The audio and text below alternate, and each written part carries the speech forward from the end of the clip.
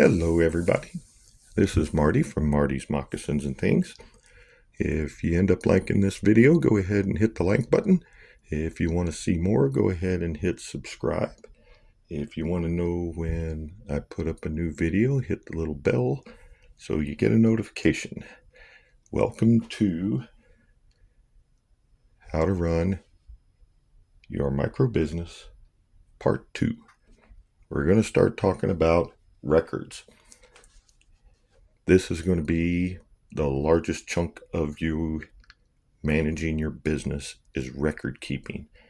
You have to keep records of everything. If you buy something, keep the receipt. Record it. You sell something, make a receipt. Record it. We're going to go over the several different things that you want to keep track of, because if you want to know if your business is surviving or dying, you have to know the numbers. If you want to know if you're successful, you have to know the numbers. If you don't write them down, you won't know them. I say write them down because that's what I do. I use an old-fashioned ledger to put all of my stuff in. Because I'm not tech and I have a stormy relationship. There's all kinds of programs out there, all kinds of systems out there. You pick the program you want to use. You pick the system you want to use. I've chosen this system because, one, like I said, tech and I have a stormy relationship. Number two, nobody can hack into my stuff here. Number three, I get a weird sense of calm by doing my stuff with a pen and paper. Now this is my master. I put everything in here. Everything that's sold, everything that's bought. Anything that I do goes in here as my master list. Like I said, I just use, but other things, excuse me, other things. I do craft shows. I keep track of the craft shows because I don't have the mind to remember all of the dates and where. So I keep track of them just on a piece of paper. You want to keep track of any equipment and tools that you buy. Tables, tents, anything that can be considered a tool or a piece of equipment, you need to keep track of that because they are an itemized deduction when you come time for your taxes. As time goes by, as you can see, by the time I hit 2024, I didn't spend very much money at all on tools and equipment. Supplies. You got to set up some kind of system so that you know what you're doing. Because here, as you can see, I have an O for office supplies, C for craft supplies, P for packaging. The reason being is that all of this stuff is tax deductible in a way. Office supplies automatically, packaging automatically is office supplies as well. And I'll show you what the crafting is in a bit. But you got to keep track of that. So you know how much you spent this year. So it's a quick, easy way to go back and go, last year I spent $1,254. This year I've already spent $1,400. I need to slow down. But also, when you go back to do your taxes, with your symbols over here, office supplies, I know I can go through here and find all the O's and all the P's and write them down so that I get the proper deduction. Another thing you're going to want to keep track of is sales tax. You have to keep track of the taxes that you collect and the taxes that you pay.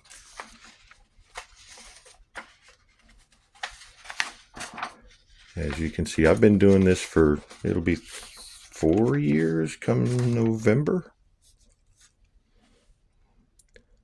But you have to keep track of your taxes because at the end of the year, you want to have enough cash to cover that, and it doesn't come as a surprise. Because, I mean, my taxes at the end of last year was $116. I had a slow year due to an illness, and I missed a couple of craft shows, and I wasn't able to make much. So my sales were a little lower than normal. But you want to keep that cash kind of separate. I don't care if you put it in on a credit card or hide it in a different account, whatever you want to do. But you need to know how much you're going to come up with when tax time shows up. Another thing you want to keep track of that's deductible is shipping costs. If you ship anything out, that is tax deductible. Your invoices. This is what I meant by you want to keep a copy of all of your sales. As you can see on this one, I have the price that I made on that particular sale, the taxes, the supply costs, and then the total of what I made and the supplies cost total.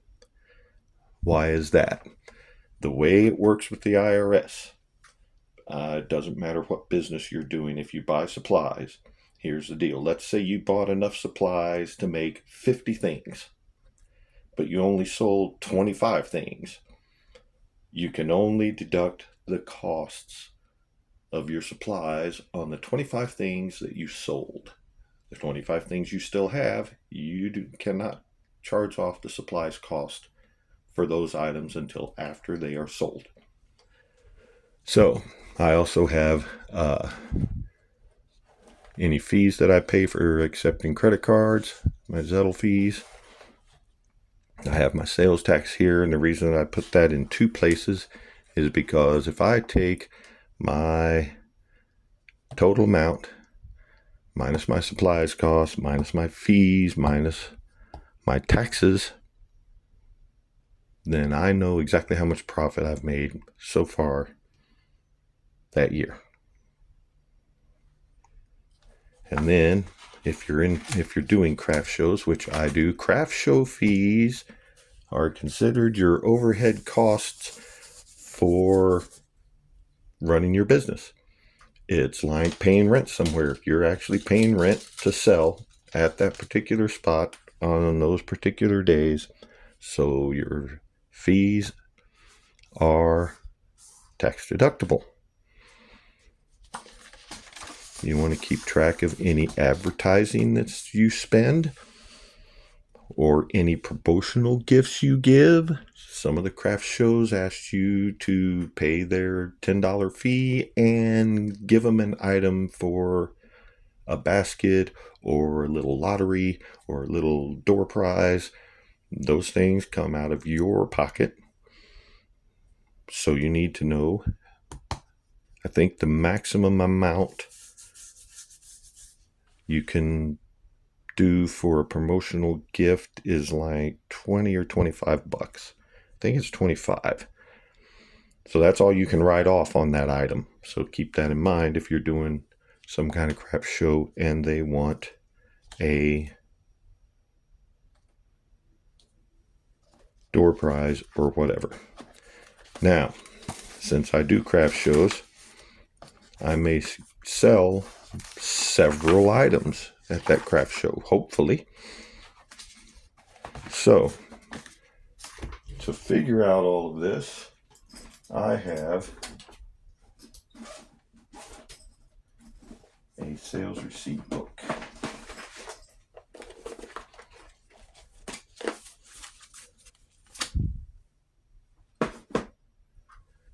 And if I sell